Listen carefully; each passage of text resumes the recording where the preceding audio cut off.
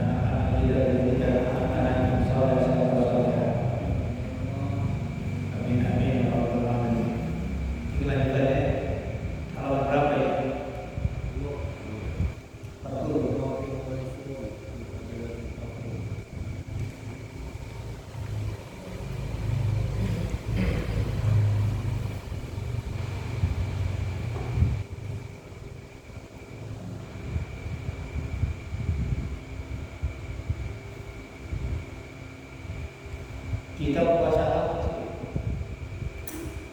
Puasa apa?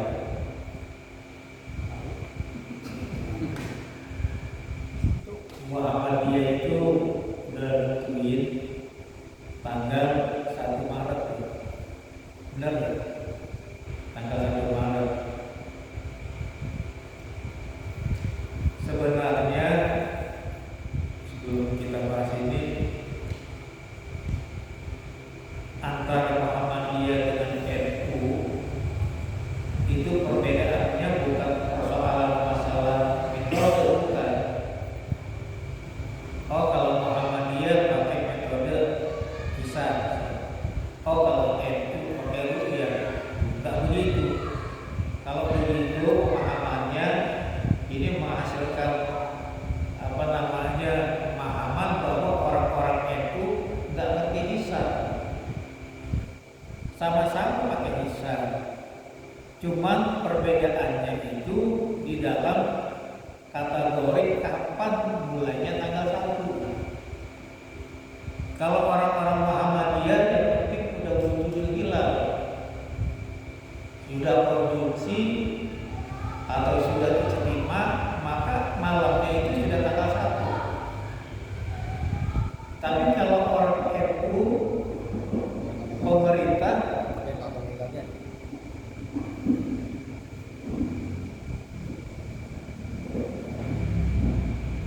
kalau orang NU pemerintah itu patokannya hilal udah ada, udah wujud hilal, udah istimewa. Cuma persoalannya udah kegiatan atau belum. Nah, kategori kelihatan itu pas ketika ruqyah itu kategori kelihatan itu jaraknya minimal 8 jam. Dari sejak istimewa sampai terbenam matahari itu harus ada 8 jam. Kalau tidak ada 8 jam, tidak bakal kelihatan ke bulan. Jadi sebenarnya ngintip bulan itu sebenarnya sudah tahu hasilnya kelihatan atau tidak, itu sudah tahu. Itu yang ngintip bulan itu. Dilihat dari istimewa sampai terbenam matahari ada 8 jam. Kalau umpamanya istimewanya atau wujud hilal jam 12 siang, Muhammadiyah malamnya sudah tanggal 1. Orang NU sorenya ngintip bulan. Pertanyaannya bulan kelihatan. Lihat dari jam 12, 1, 2, 3, 4, 5, 6 baru 6 jam siang bulan. Sampai kotak seriawan juga bakal kelihatan. Harus ada 8 jam. Nah, ijtima'nya nanti bulan Ramadan itu hari Jumat depan. Jumat depan itu terjadi ijtima' atau wujud hilal atau konjungsi itu jam 7 pagi. Berarti Jumat sore ya itu pada ngintip bulan. Pertanyaannya kelihatan ya? Lihat dari jam 7 pagi, 7, 8, 9, 10, 11, 12, 1, 2, 3, 4, 5, 6, 11 jam udah pasti kelihatan. Yang ngintip juga udah tahu pasti kelihatan. Berarti malam Sabtunya itu sudah masuk tanggal 1 sudah mulai terawih. Berarti baik Muhammadiyah atau NU itu 1 Ramadannya sama malam Sabtu sudah sholat terawih. Jadi kalau ngintip itu cuma ngintip bulan aja yang dibayar. Kalau ngintip orang mandi maka dibayar. Ngintip bulan dibayar. Karena biayanya itu ngintip bulan itu kalau kasih dananya 140 juta. Kalau untuk bayar utang di sekolah ini bisa. Jadi mau coba hilang lagi, kalau mau coba hilang lagi.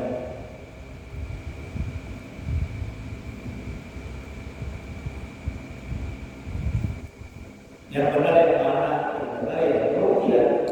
Karena hadisnya sumu liruqyah ini wa aqilu liruqyah ini.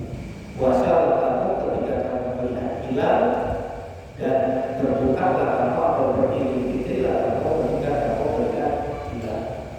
Ini yang tidak kuat hadisnya. Berarti bab yang kelima keempat wal yaquluna dan 24 fi fadilatil faqri di dalam keutamaan fakir. Berarti hadis-hadis ini, hadis-hadis di bawah ini menjelaskan keutamaan fakir, orang yang fakir, orang-orang yang miskin. Qala Nabi sallallahu alaihi wasallam, berkata Nabi Muhammad sallallahu alaihi wasallam, al-faqru fakir artinya lebih indah ala mu'mini atas orang beriman min ilal hasani daripada penutup yang indah ala khabil farsin atas pipi daripada kuda. Kuda itu kan ditutup dihiasi itu. Kalau pada kuda mukanya itu dihiasi ditutup biar indah itu kuda. Maka orang fakir itu lebih indah menurut Nabi terhadap orang mukmin, lebih indah daripada indahnya penutup pipi daripada kuda.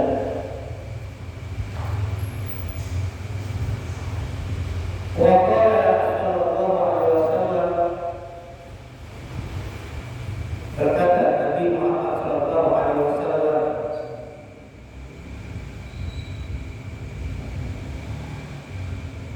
al-faqru fakir syai'un itu ain dan nasi di sisi manusia. Orang fakir itu kan kalau menurut kebanyakan orang kan air.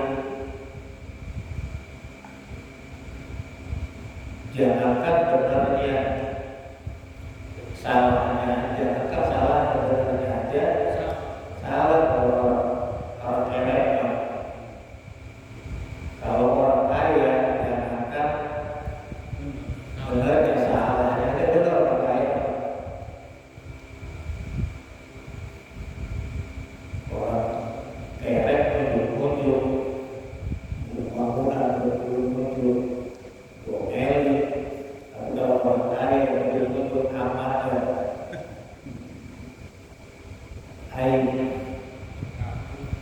Tapi wazainun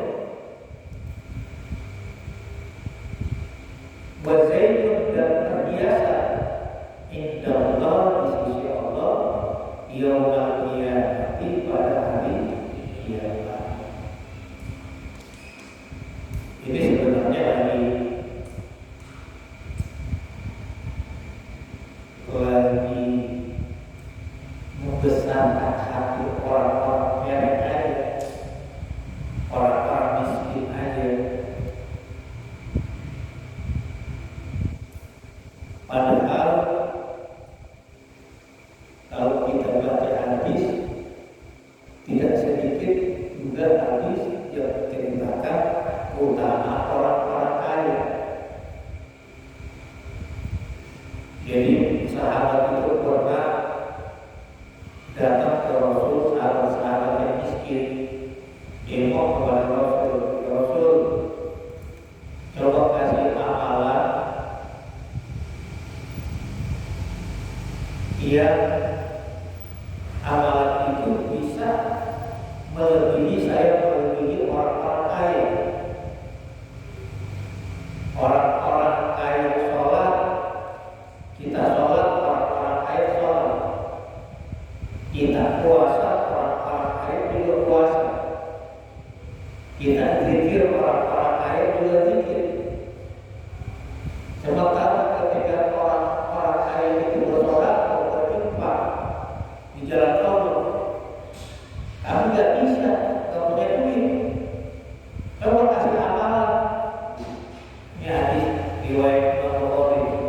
Dikasih amalan sama Rasul, suruh baca Subhanallah walhamdulillah wa la ilaha illallah wallahu akbar. Rupanya Rasul masih tahu yang kaya itu nggak benar. Nama itu orang kaya. Lapor lagi ya Rasul. Amalannya bocor orang kaya karena amal juga. Kata Rasul sudah dari Rasulullah Allah itu adalah keutamaan Allah yang Allah berikan kepada orang kaya. Jadi kalau orang-orang kaya yang soleh itu orang miskin, orang kaya itu nggak bisa tinggal. Orang kaya sholat, kita sholat, kaya sholat, kita zakat, kita ada orang kaya zakat, sholat atau infak tidak bisa. Orang-orang untuk sholat, untuk rumah susah. Ini lagi orang susah.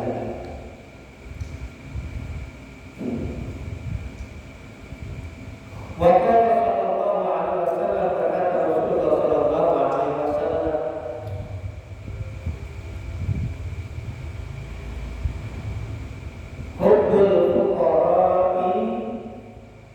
cinta kepada para fakir min akhlaqil anbiya'i adalah bagian dari akhlaknya para nabi.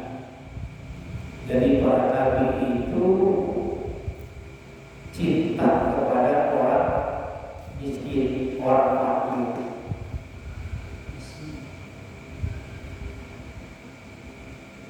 Dia kasihan juga, udah fakir, udah miskin, tidak bersyukur jangan. Ada fakir ya, orang fakir, orang miskin yang tidak ada kerja. Walaupun fuqara dan benci terhadap orang-orang fakir min akhlaqil firaqinati adalah akhlaknya atau kelakuannya para Fir'aun, para orang kaya yang sombong, para pejabat yang sombong. Itu paling tidak kalau melihat orang susah.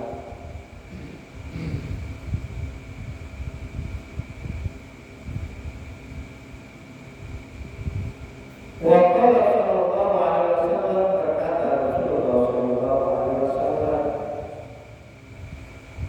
likulli syai'in, bagi tiap sesuatu, miftahu, ada miftah, ada pintunya.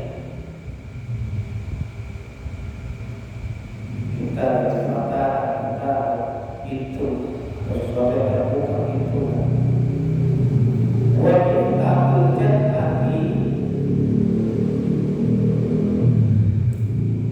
dan pintunya surga, hubbul masakini, yakni cinta kepada orang-orang miskin, wal fuqara'i, dan orang-orang fakir. Kenapa lisabrihim? Karena sabarnya dia, maka mereka itu julasa'ullahi, akan duduk di sisi Allah, akan bersanding dengan Allah yaumal qiyamati, nanti di hari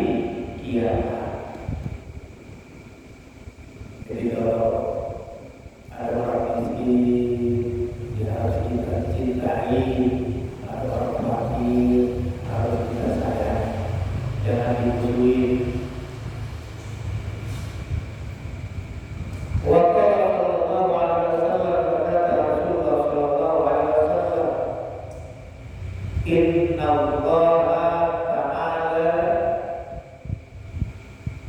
Innallaha sesungguhnya Allah Ta'ala yuhibbu mencintai abdahu hambanya al-mu'mina yang beriman al-faqira yang fakir al-muta'affifah yang menjaga diri dari minta-minta. Muta'affif itu menjaga diri daripada minta-minta. Jadi Islam itu mengajarkan keseimbangan.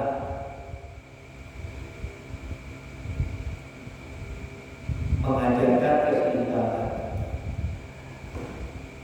Ada hadis yang berbunyi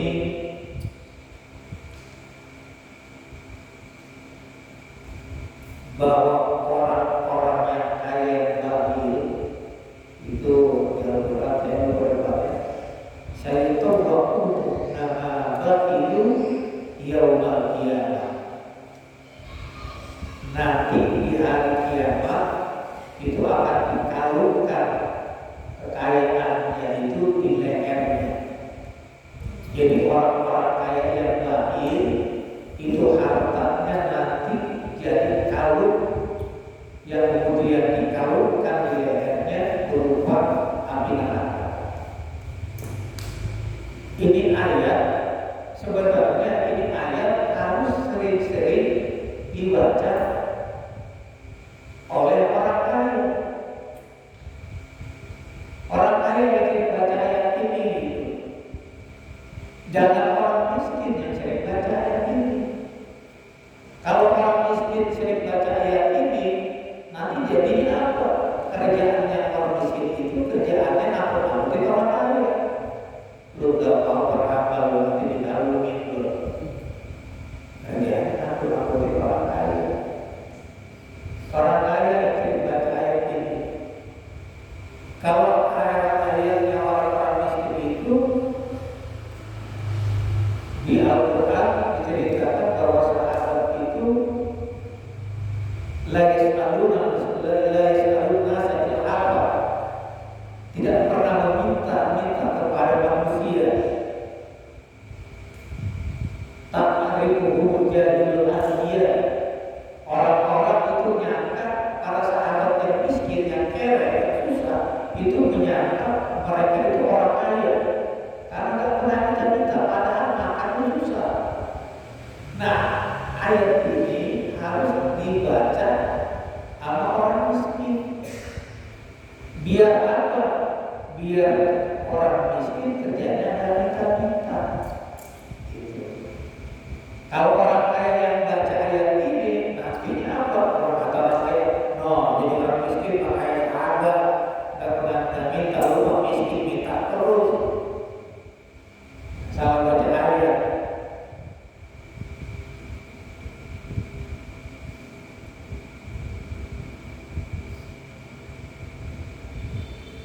Kabur maktan indallahi at-taqwa la taf'alun. Sungguh besar dosanya di hadapan Allah orang-orang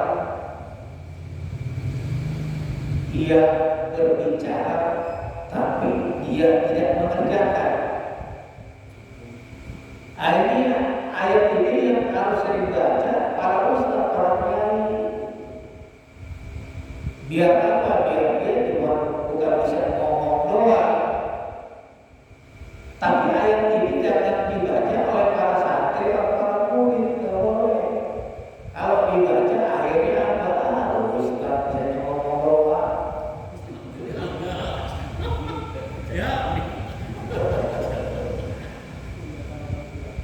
Nah,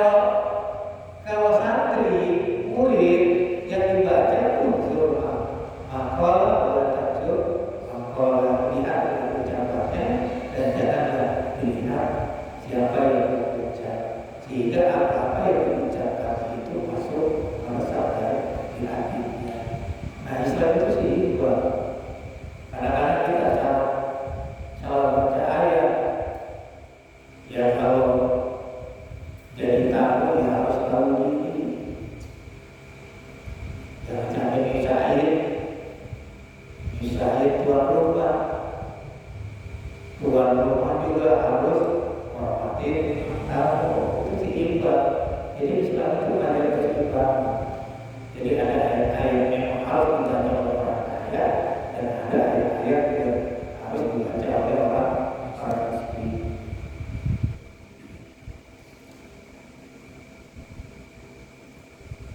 Al-Qur'an abal-iyali yang punya keluarga, yang berkeluarga.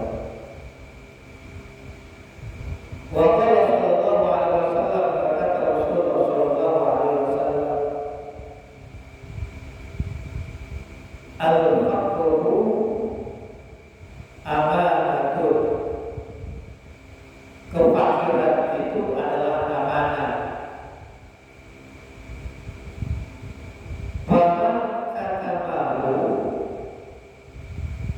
Maka barang siapa yang menyembunyikannya,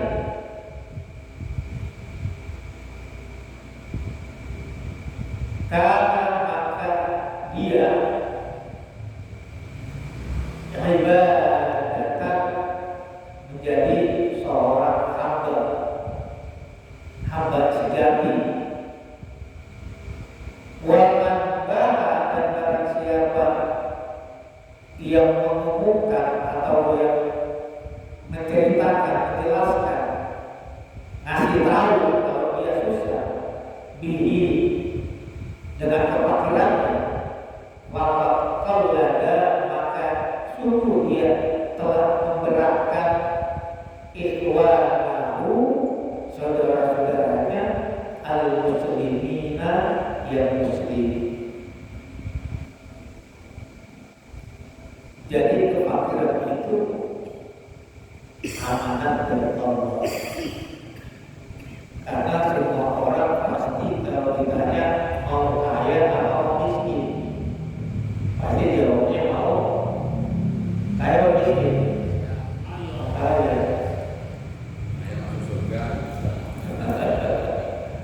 Pasti orang kalau ditanya mau kaya atau miskin, ada orang yang bilang, gua mah mendingan miskin aja.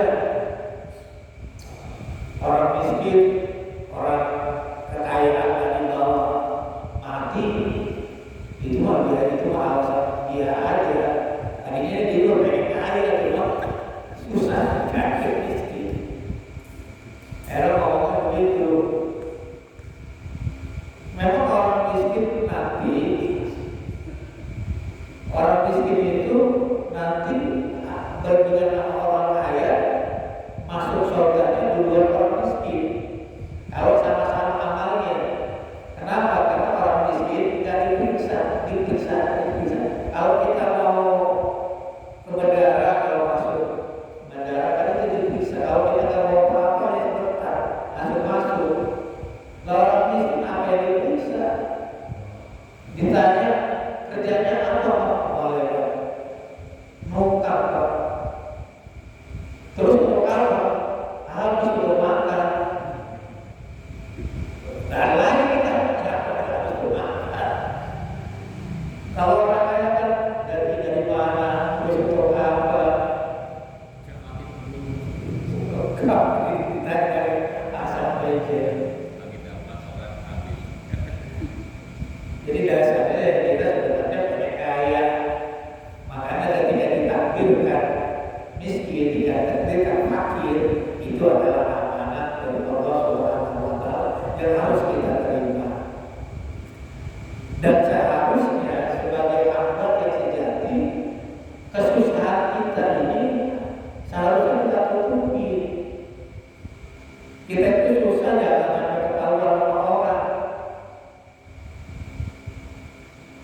Jadi kalau susah, minta tolongnya Allah aja, tak ada di Allah. Saya lagi susah, banyak masalah, ya Allah. Luaskan rezeki saya rezeki yang banyak. Doa tahajud kalau hari minta Allah, paginya bikin status di HP. Jadi belum ada tahu juga akhirnya.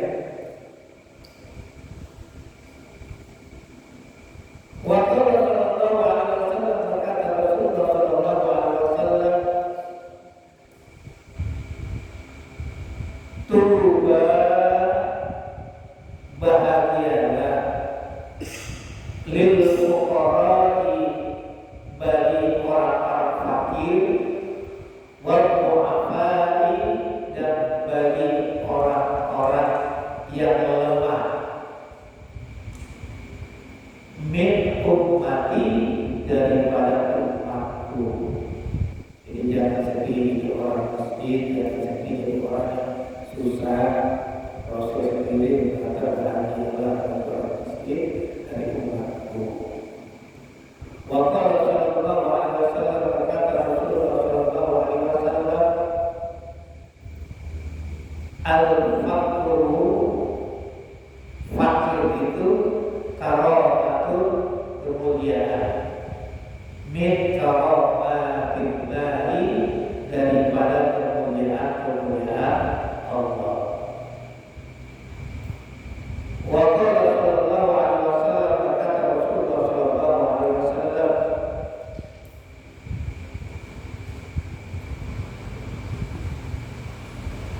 fadlul fakiri, keutamaan orang fakir, alal ghaniyi, atas orang-orang kaya, kafadli, kayak keutamaanku, ala jami'il khalqillahi ta'ala, atas semua makhluk Allah Ta'ala. Jadi perbandingan orang fakir dengan orang kaya itu seperti perbandingan Rasulullah Shallallahu Alaihi Wasallam dengan makhluk yang lainnya. Tentu Rasul lebih utama. Bahkan alam semesta ini, jadi yang pertama diciptakan itu bukan langit dulu. Yang pertama diciptakan oleh Allah bukan aras dulu. Yang diciptakan oleh Allah bukan langit dulu, bukan bumi dulu. Tapi yang diciptakan oleh Allah adalah nurnya Muhammad Sallallahu Alaihi Wasallam. Sehingga dalam hadis dikatakan, laulaka ma khalaqtul jinna, andaikan bukan karena kamu wahai Muhammad, maka tidak akan aku ciptakan alam semesta ini. Jadi begitu hebatnya keutamaan Rasul, bukan bandingannya dibanding dengan makhluk-makhluk lain, hatta malaikat sekalipun. Maka perbandingan itu seperti perbandingan orang yang fakir, orang yang miskin dengan orang yang kaya. Ini kita udah baca hadis ini, kalau suruh milih, mau milih kaya atau miskin? Kaya.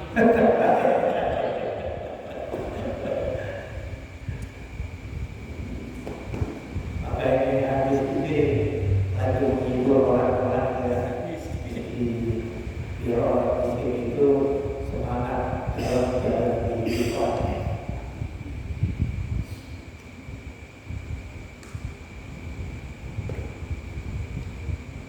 Wa qala sallallahu alaihi wasallam, berkata Rasulullah sallallahu alaihi wasallam, la syai'a, tidaklah ada sesuatu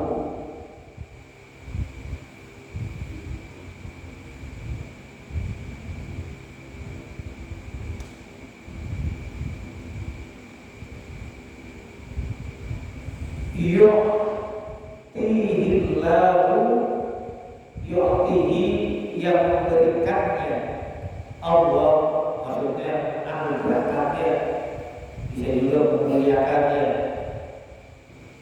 Yu'ti sendiri artinya memberi. Mislal fakir fakri, dari seperumpamaannya seperti orang fakir. Artinya tidak ada yang lebih mulia yang Allah berikan kemuliaan, yang Allah berikan karamah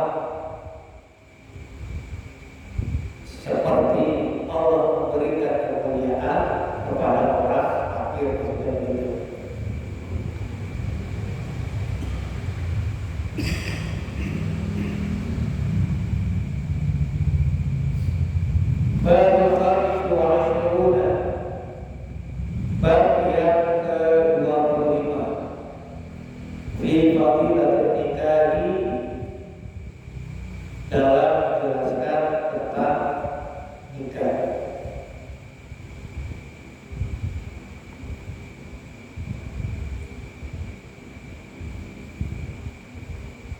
Ini seharusnya kalau dapat nikah ini jangan saya baca ya. Ini Pak Mansur yang baca. Saya mana? Mansur di Kalimantan.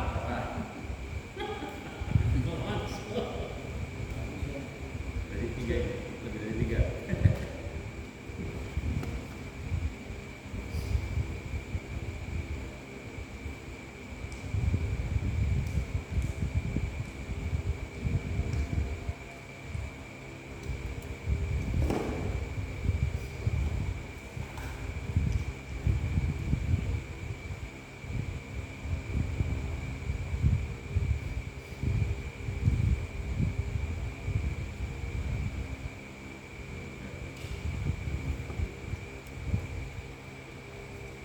Qala Nabi sallallahu alaihi wasallam, berkata Nabi Muhammad sallallahu alaihi wasallam, at-tazwiju,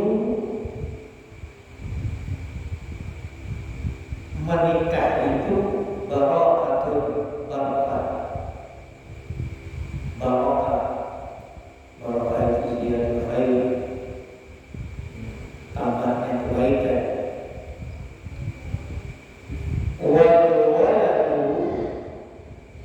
Dan anak itu rahmatul, adalah rahmat, kasih sayang Allah,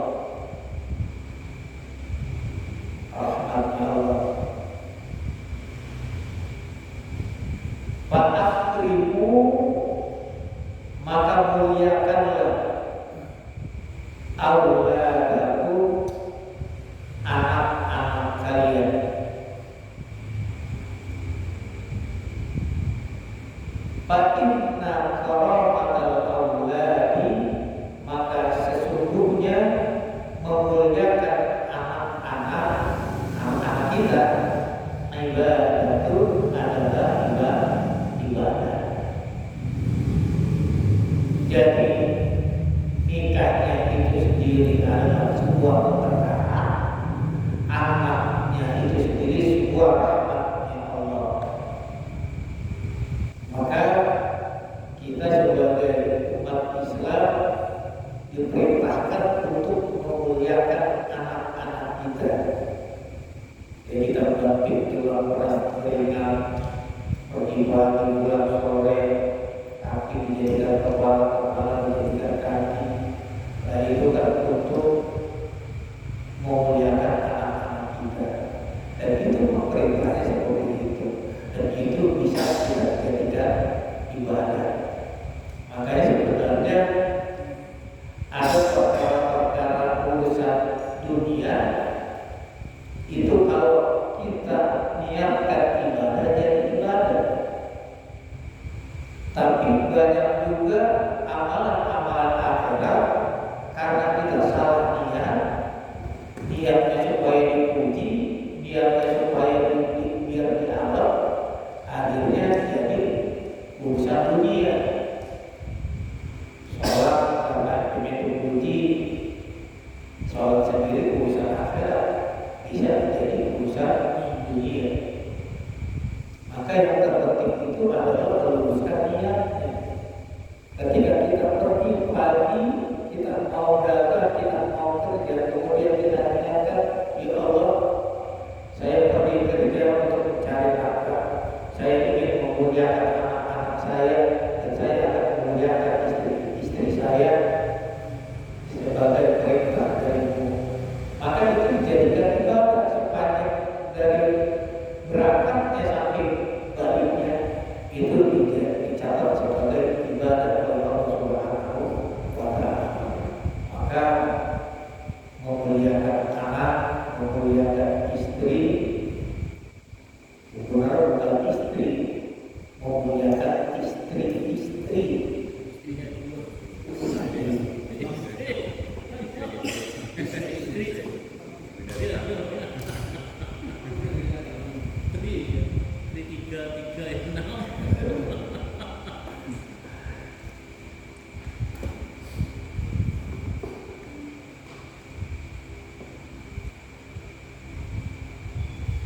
Di dalam hadis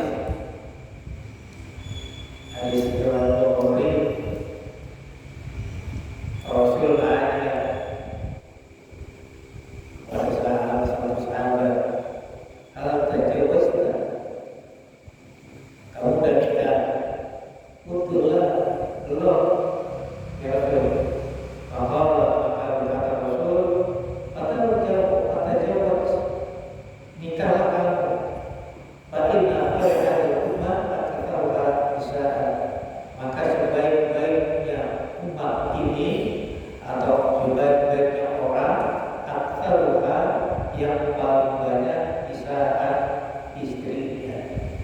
Jadi semakin banyak istri itu semakin mulia. Cuma masalahnya kita nggak berani. Iya.